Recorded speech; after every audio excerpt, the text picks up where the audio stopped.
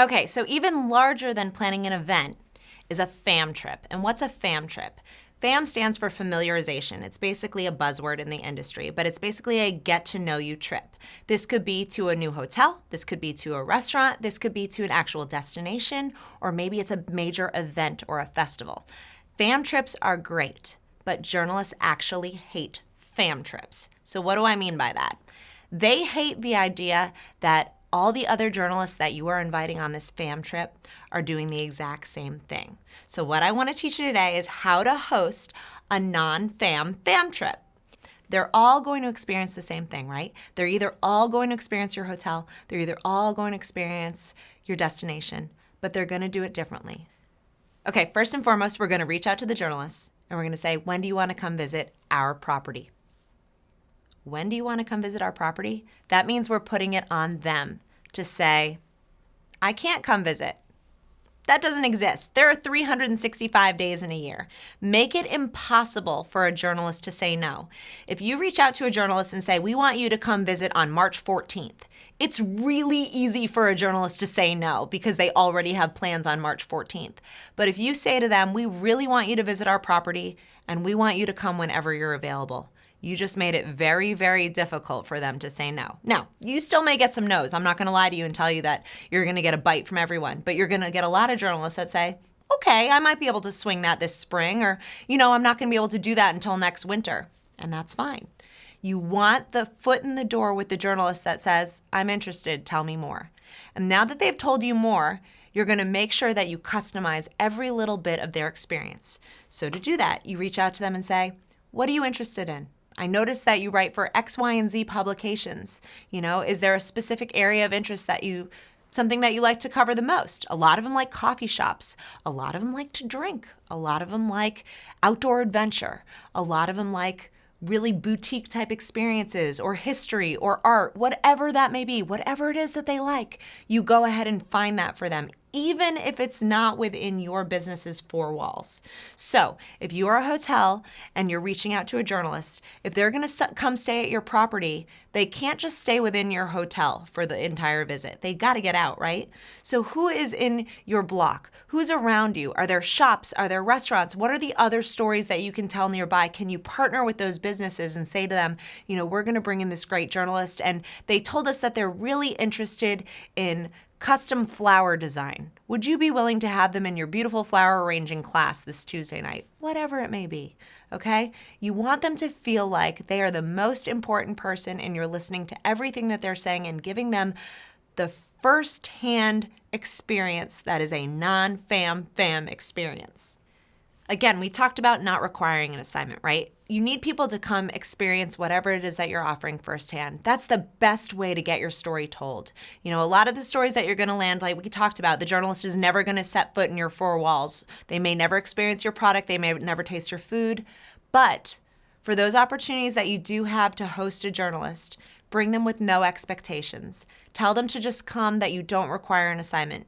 We did this with a food, wine, and music festival that we work with. We know it's an amazing weekend. And again, we did limit ourselves to a weekend, and I realize that's very easy for a journalist to say no.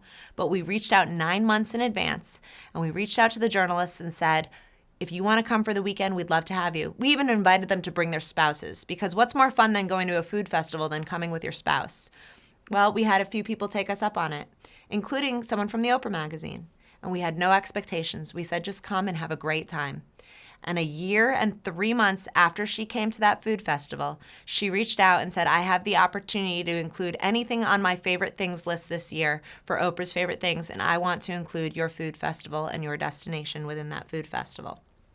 We required nothing from her to come. We just said, come and have a good time. The same thing happened with Southern Living magazine. We said to them, just come and experience all the great food that our city has to offer. No expectations, just come.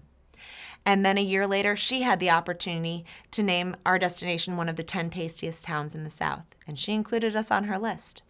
So bring them in and show them the best of what you have and customize it to based on what they're looking for, what they're interested in, because no two people are the same, no two journalists are the same. And just because outlets cover something similar doesn't mean that they want the exact same experience as anyone else. Make them feel like the true VIP. This is the part that's going to cost you the most. So we talked about not having to actually pay for the placements, but we did talk about offering freebies. You're going to have to fly in the journalists. They don't have the budgets to fly in. You're going to have to put them up in a hotel. You're going to have to take care of their meals and their expenses. You don't have to pay for them to go shopping, but you do want to make sure that they're getting to see some of your attractions and your museums and galleries and things of that nature. So the best thing that you can do is partner with some of your area organizations. Similar to how we talked about how the Red Horse Inn B&B partnered with their fox hunt, you want to see who you can partner with. Who's around you that might offer a complimentary meal, that might offer them a complimentary place to stay. Again, you're never going to guarantee coverage, so you don't want to reach out to a restaurant and say, hey, so-and-so is coming and they write for the New York Times and they're going to wind up featuring us. That's not a good place to be. You don't want to promise people that, but you do want to say, we've got a really important journalist that might lead to some major opportunities. Would you be interested in working with us? And 9 out of 10 businesses are interested in working with you. Those are big opportunities, and people understand that those opportunities don't come along every single day. Again, remember that you're not trying to sell a journalist. You're not using the fancy buzzwords that we get people to buy things with. So you're not trying to get them to buy things. You're not trying to get them to pay to come to your destination. So if you're reaching out to them, you are inviting them in, okay? When you pitch a journalist, you need to be ready for them to come back to you and say, I'm really interested in this, but I can't cover somewhere that I've never been. Okay? You've already opened the door and said, I'm willing to then offer them to come visit. So make sure you've got that budgeted, or make sure you have a backup plan to figure out how you're going to get journalists there, where they're going to stay when they get there, how they're going to eat, what they're going to do. This is all part of a larger play to get these major national stories, but you can do it and it's easy, and you can partner with some great other local folks who can help you do it. But make sure before you reach out to a single journalist, you understand the end game here. We are trying to get them to experience what we have to offer. We are trying to get the best possible story out there. And to do that, we are treating each person like they are the most important person in the world. And ultimately, that's when you land the major stories.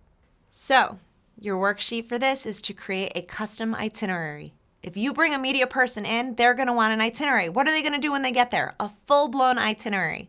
I'm going to give you an example of one just so that you guys know what you're working with, because these are pretty intense and pretty time-consuming, and no two are the same. But I want you to think about a custom itinerary for a journalist and what that would look like, and who are your go-to businesses? Who can you work with? Who can you rely on? That's also going to help you roll out the red carpet.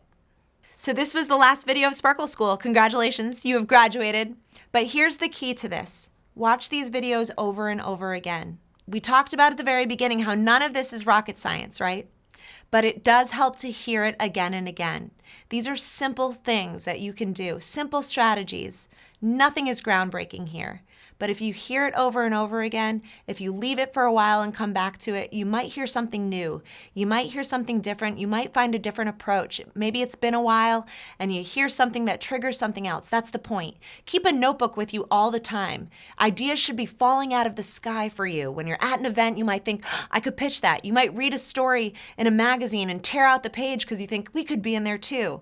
Hopefully you've been inspired by some of this information and the stories will start jumping off the page at you. I wish you the best of luck, and I cannot wait to hear how successful you are. Please share your successes with me. That's the best possible way you can thank me. Good luck.